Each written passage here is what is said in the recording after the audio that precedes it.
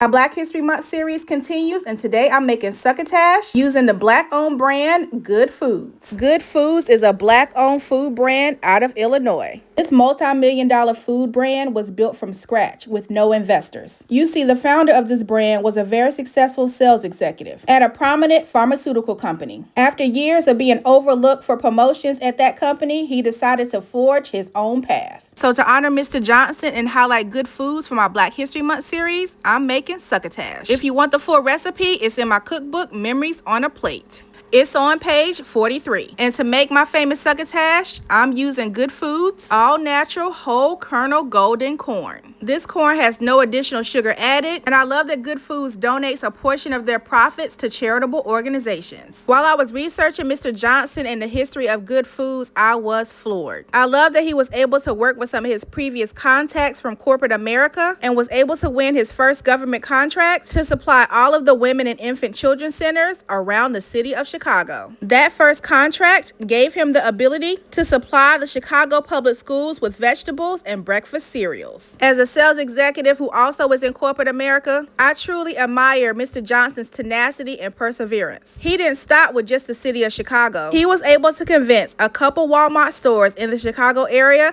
to carry his products. And instead of paying the high cost of a distributor, Mr. Johnson and his family delivered to those local Walmarts from the trunks of their cars. As someone who grew up in a small family business, I truly admire the Johnson family for the legacy that they're building. To help grow and market Goode Foods, Mr. Johnson's son and his wife left their corporate jobs to join the business. Over the last 5 years, Goode Foods has grown. They are in several big box stores across the country. When I tell you their corn was some kind of good in my succotash, Goode Food also has beans like black beans, kidney beans, and green beans. So I can't wait to try those products as well.